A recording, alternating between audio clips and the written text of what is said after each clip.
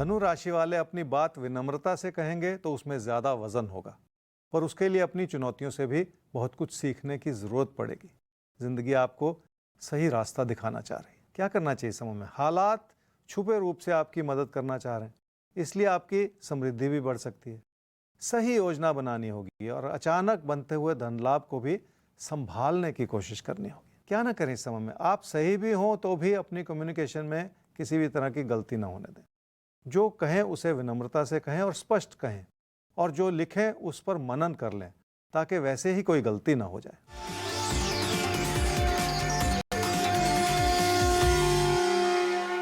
घर परिवार की खुशियां बनी हुई हैं, पर हर कोई खुश हो ऐसा होना मुमकिन नहीं है। हो सकता है इस समय आप अपने बच्चों को नाराज करते चले जा रहे हो।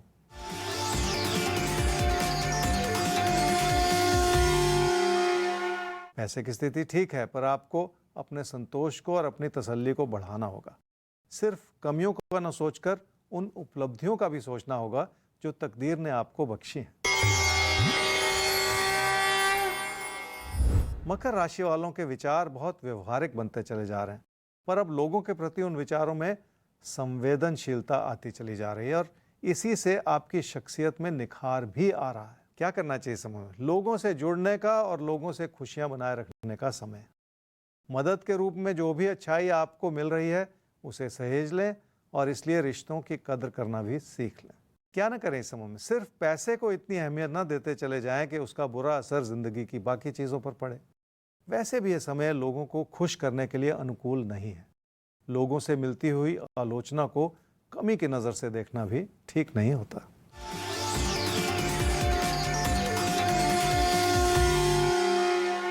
काम और कारोबार से जुड़ी स्थिति दबाव दर्शा रही है और उन चुनौतियों से भी आपको बहुत कुछ सीखना होगा ताकि धीरे धीरे हालात आपके पक्ष में बनते चले जाएं।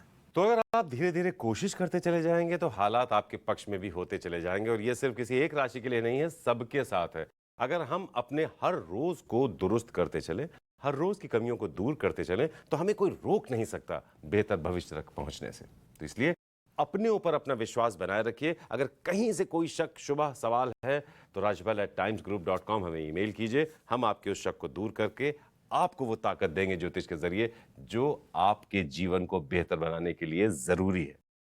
आइए एक सवाल और ले लेते हैं, और सवाल जिनका है उनकी रिक्वेस्ट है कि उनका नाम न बताया जाए, तो बहुत ध्यान से सुनिएगा अपना सवाल ताकि आप समझ पाएं कि हम आपकी बात कर रहे हैं। 28/10/1992 जन्म हुआ है, 10:26 सुबह, पिलानी, झुंझुनू जिले में, राजस्थान के। 3 साल से आप जॉब कर रहे हैं लेकिन करियर में आपको ग्रोथ नहीं दिखाई दे रही, इसलिए आप कुछ बदलाव चाहते हैं। ज्योतिष गुरु, अपना खुद का बिजनेस करना चाह रहे हैं लेकिन उसमें कुछ ना कुछ रुकावट आ जाती है, तो कैसे आगे बढ़ेंगे? करियर में आगे कैसे बढ़ें? ये करियर ग्रोथ जॉब के रास्ते से है या जॉब छोड़कर बिजनेस कर लें?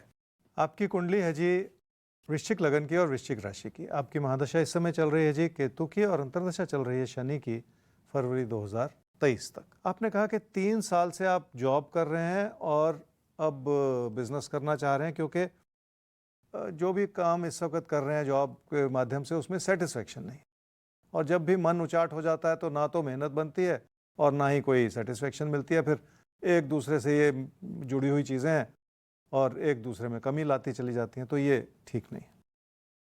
अब कुंडली क्या कहना चाह रही है? कुंडली कह रही है जी कि बिजनेस आपको नहीं करना है और इस समय कोई ऐसा परिवर्तन नहीं करना है जो आपको नुकसान पहुंचा दे। तो फिर करना क्या है? यहाँ पे बड़ा सवाल ये उठ जाता है जी। देखिए, बहुत जल्द एक समय आ रहा है, अक्टूबर 2022 से मार्च 2023 में, अब से 2 महीने के बाद, 1 महीने के बाद बल्कि, जिसमें कि वो विकल्प खुलते चले जाएं जिसमें आप किसी बेहतर जॉब की ओर बढ़ जाएं और उसमें फिर आपका मन भी लगे, और ना भी लगे तो मन लगा लें, क्योंकि तभी जाके बात बनेगी। अपने आप से कुछ होता नहीं है, चमत्कार नहीं होते, मन लगाना ही पड़ता है, तभी जाके मेहनत उभरती है। और इसी के चलते फिर आपकी आर्थिक स्थिति भी बेहतर होती चली जाए, तो ये बहुत अच्छी बात है।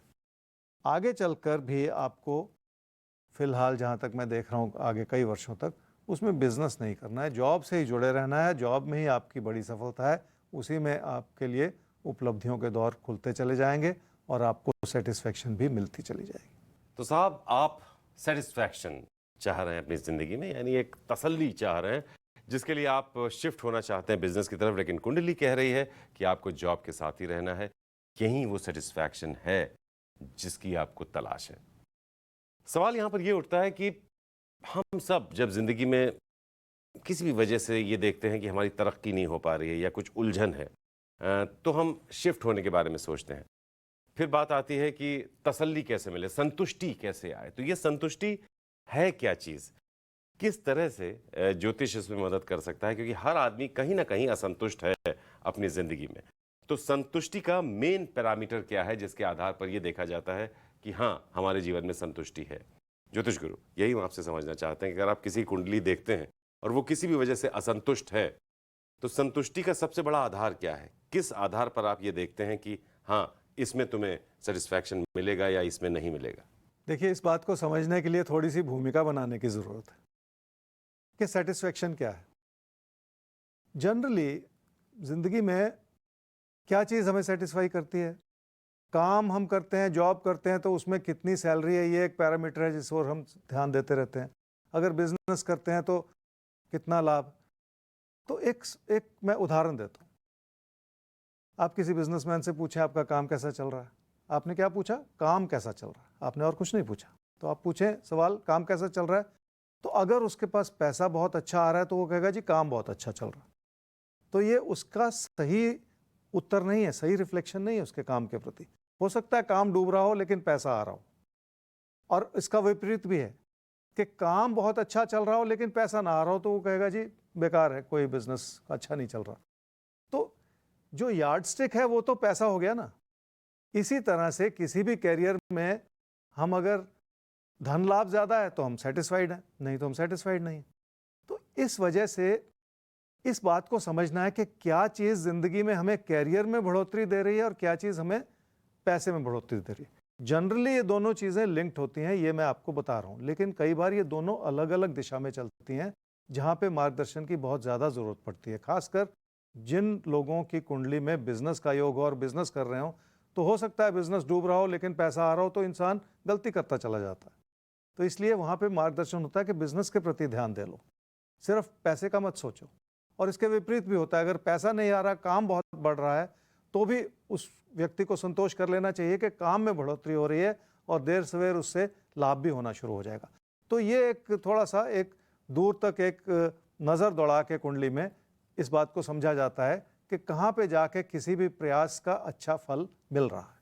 तो यही आकलन बहुत जरूरी है कि कब आपको जीवन में अपने काम या करियर को प्राथमिकता देनी है और कब पैसे को। दरअसल इन दोनों में एक बेहतर तालमेल बनाना होता है और हमें बहुत ही पास की चीजों को नहीं देखना चाहिए। ज्योतिष आपको दूर तक नजर डालते हुए अपनी जिंदगी को बेहतर ढंग से प्लान करने का एक मौका देता है। जल्दी लाभ कमाना ज्योतिष का मकसद नहीं है, जिंदगी को बेहतर बनाना ज्योतिष का मकसद है। और इस मकसद में हम लगातार आपके साथ जुड़े रहेंगे, बस आप ये साथ बनाए रखिए। तो अब आखिर में कुंभ और मीन राशि अब आपकी कर लेते हैं बात, और आपके बाद बात बाकी है अभी भविष्य दर्पण की। तो हर कोई हमारे साथ रहे, क्योंकि भविष्य दर्पण खुलेगा और किसी एक राशि के लिए अगले कुछ दिनों के लिए कुछ खास इशारे निकल कर आएंगे। तो अभी कुंभ और मीन, उसके बाद भविष्य दर्पण। कुंभ राशि वालों का मन परेशान होगा तो गलती हो जाएगी, और ये वैसे भी गलतियों भरा समय है जिसमें कोई एक तरफा विचार बनाकर आप अपनी मुश्किलों को बढ़ाते चले जा रहे हैं। क्या करना चाहिए इस समय में? विचारों का मतभेद होगा तो तनाव बढ़ेगा, और तनाव बढ़ेगा तो मुश्किलें भी बढ़ेंगी ही। इसलिए हर चीज़ में ठहराव और सहजता बनाए रखने की भी ज़रूरत पड़ेगी। क्या न करें इस समय में? बिना सोचे समझे अपना नुकसान करते चले जाना ठीक नहीं है। खासकर ऐसी स्थिति ना बनने दें कि आप ज़्यादा पैसा जुटाकर उस पैसे को खतरे में डालते चले जाएं।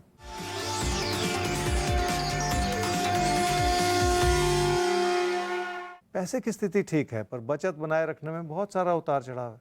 उसका एक बड़ा कारण ये भी है कि आप बिना सोचे समझे अपनी ज़िंदगी के फैसले करते चले जा रहे हैं।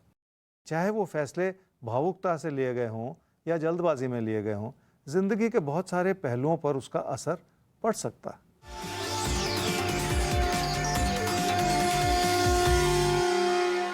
घर परिवार में रिश्ते संभले हुए हैं, इसके बावजूद भी आप उनसे पूरी तरह से जुड़ नहीं पा रहे। पर इसका एक बहुत बड़ा कारण ये भी है कि आपने किसी प्यार के रिश्ते की ओर अपनी इच्छाएं बढ़ा रखी हैं, और वो रिश्ता भी किसी ना किसी रूप से बिखरता ही नजर आ रहा है। मीन राशि वाले कुछ नया सीखने की कोशिश करेंगे तो उसका अच्छा फल जरूर प्राप्त होगा, और उसी के चलते आपके लिए उपलब्धियों और लाभ भरा समय है जो आपके भरोसे को भी जगा रहा है। क्या करना चाहिए समय में? आपका ज्ञान और आपकी क्षमताएं निखर रही हैं, जिसके चलते आपके प्रदर्शन में इजाफा होता चला जा रहा है। इस अच्छाई के बावजूद लोग फिर भी आपकी आलोचना ही कर रहे हैं। क्या ना करें इस समय में? अपने दोस्तों से दूरियां बनाते चले जाना इस समय ठीक नहीं है।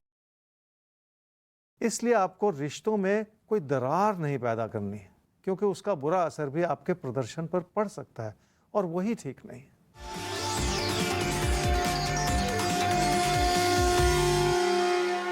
काम और कारोबार की स्थिति इसलिए संभली हुई है क्योंकि आपको हर तरह का सहयोग मिल रहा है, पर रोजमर्रा की मुश्किलें साथ ही साथ बनी भी हुई हैं। अगर आपकी मेहनत में कमी आएगी तो लोग आपके खिलाफ होते चले जाएंगे, और इस समय यही ठीक नहीं।